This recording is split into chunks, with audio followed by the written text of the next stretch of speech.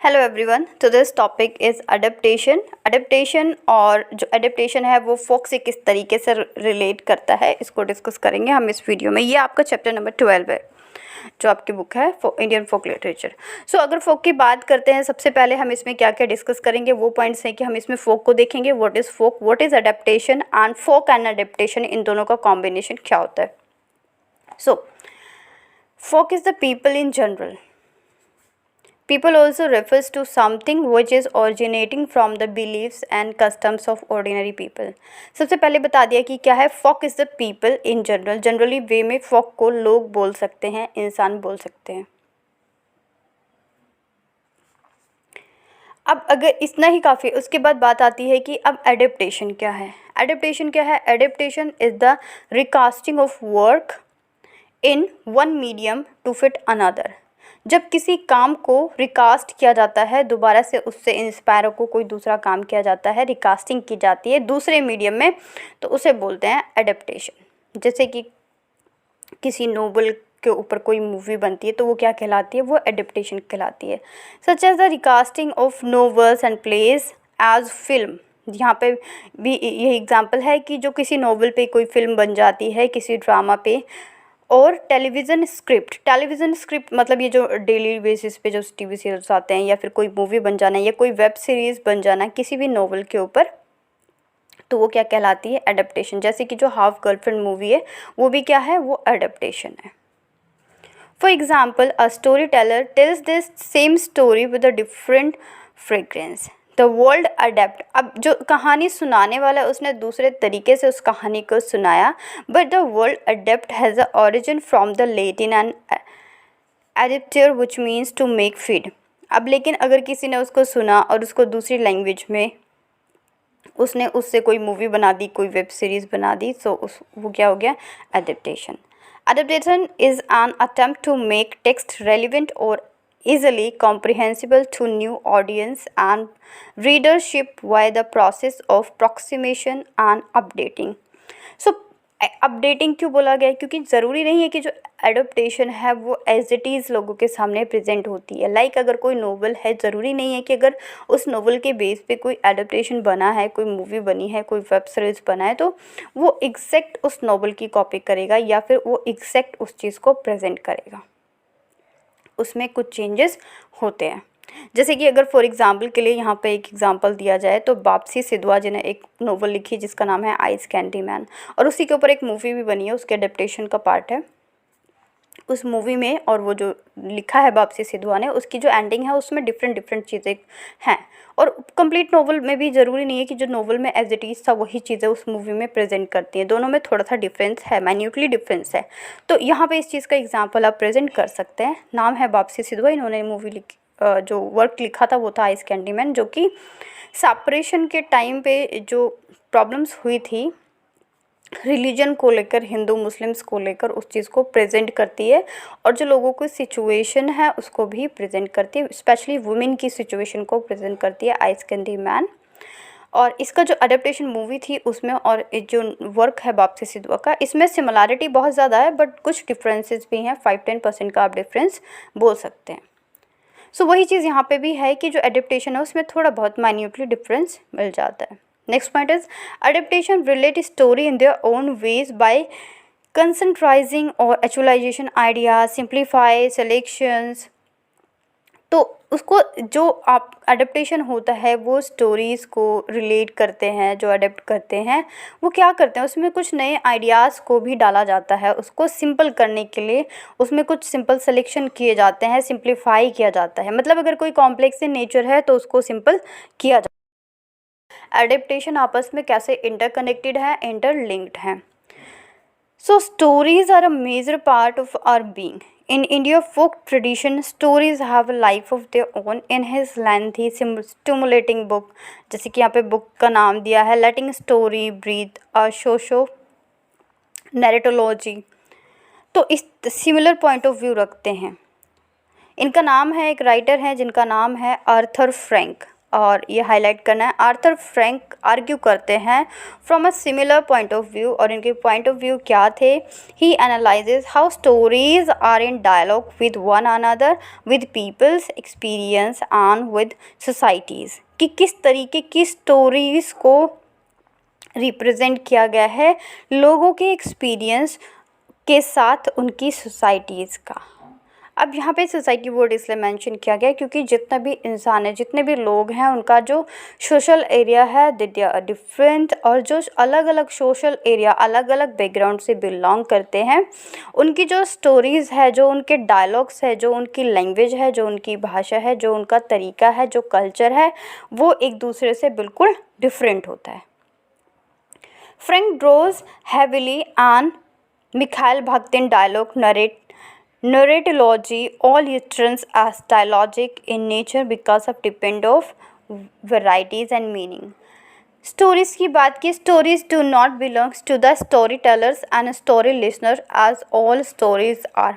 इन्होंने बोला बहुत सारी स्टोरीज़ ऐसी भी होती हैं जो स्टोरी टेलर से रिलेटेड नहीं होती और ना ही उन लिसनर्स से रिलेटेड होती हैं जो उसको सुन रहे होते हैं। They are not contribute to making of narrative serval but weave the thread of social relationship. तो सिलेक्शन कर लेना है वर्ड्स का, जैसे कि weave the thread of social relationship, मतलब कि ऐसी स्टोरीज़ को बनना जो कि किस तरीके से है, एक सोशल रिलेशनशिप को बुनती हुई नज़र आती हैं, जो समाज में लोग हैं उनको एक साथ करती हुई नज़र आती हैं। अब आप सोच रहे होंगे कि ये जितनी भी कंप्लीट बुक है, जितने भी वीडियो लेक्चर्स होते हैं, सब में वही बातें बताई जाती है, वही चीज़ें रिपीट होती हैं। तो जितनी भी चीज़ें हैं मैं आपको क्लियर कर दूँ। इस बुक में अगर आपको फोक लिटरेचर का मीनिंग समझ में आ गया और फोक का मीनिंग समझ में आ गया तो आप इसके किसी भी आंसर को प्रेजेंट करने के लिए एबल हैं, क्योंकि कुछ चीज़ें सेम होती हैं, कुछ चीज़ें उसमें नई ऐड होती हैं और जो लैंग्वेज है बस वही चेंज हो जाती है। तो ऐसा नहीं कि अभी जो मैं बता रही हूँ, जो कि आर्थर फ्रैंक ने बोला, ये कुछ डिफरेंट चीज़ बोल रहे हैं फोक को लेकर, वो भी वही चीज़ें बोल रहे हैं जो हमें ऑलरेडी पता है इतनी वीडियोस में पढ़ने के बाद। बट हाँ, ये कि उनका जो सिलेक्शन ऑफ वर्ड है वो डिफरेंट है, उनका जो बात करने का तरीका है that is also different. Next बात करते हैं, genre of story depend on one another for there is no such thing as a pure genre and all tales types have a symbolic relationship with one another. ज़रूरी नहीं है कि जितने भी stories लिखे जा रही हैं that all are in same genre, इसे जॉनर भी पढ़ते हैं। जॉनरा मतलब किस तरीके से वो उसको लिखा गया है, क्योंकि जब लिखने वाले राइटर्स अलग हैं, उनकी सोशल सिचुएशन अलग है, उनका सोशल रिलेशनशिप अलग है, सोसाइटी को लेकर उनका पॉइंट ऑफ व्यू अलग है, सो जो उनका राइटिंग वर्क होगा वो भी डिफरेंट होगा एक दूसरे से। Next point is, folk stories are hence not only bearers of cultural symbols and codes but are depictions of human values and inside the transcends and barrier of space and time। तो सिर्फ जो फोक stories हैं वो culture symbol को ही code नहीं करती कि सिर्फ कल्चर से रिलेटेड वो इन्फॉर्मेशन देंगी आपको या सोसाइटी से रिलेटेड इन्फॉर्मेशन देंगी, बट मतलब इसके साथ और भी, लेकिन इसके अंदर किस चीज़ को डिपिक्ट किया जाता है, ह्यूमन वैल्यूज़ को, कि किस तरीके से किसी भी इंसान की क्या मोरल वैल्यूज़ होती हैं, ह्यूमन वैल्यूज़ होती है। एंड इनसाइट का मतलब होता है बुद्धि से रिलेटेड, कि जो ह्यूमन बीइंग है उसने किस तरीके से अपने ब्रेन का, अपने इनसाइट का यूज़ किया है। और जो बैरियर है उसको भी बताते हैं। बैरियर मतलब कि जो बाधा है टाइम को लेकर, स्पेस को लेकर, उस चीज़ को भी प्रेजेंट करती है। Adaptation recontextualize and reinvent stories, prevent them from getting lost। और जो एडेप्टेशन है वो क्या करती है, रिकन्स्ट्रक्ट करती है इन स्टोरीज़ को, इन जितनी भी टेल्स होती हैं, जो लोगों की टेल्स हैं, जो फोक लोगों की टेल्स हैं, उनको क्या करती है, रिकन्स्ट्रक्ट करती है, दोबारा से उसे वेव करती है, बुनती है और दोबारा से उसको प्रेजेंट करती है ताकि वो लॉस्ट ना हो। फोक है, जो स्टोरीज़ हैं उनको बचाने की बात हो रही है, कि एडेप्टेशन में लाने का मतलब ही यही है कि जो लोगों की टेल्स हैं उनको प्रिवेंट किया जा सके।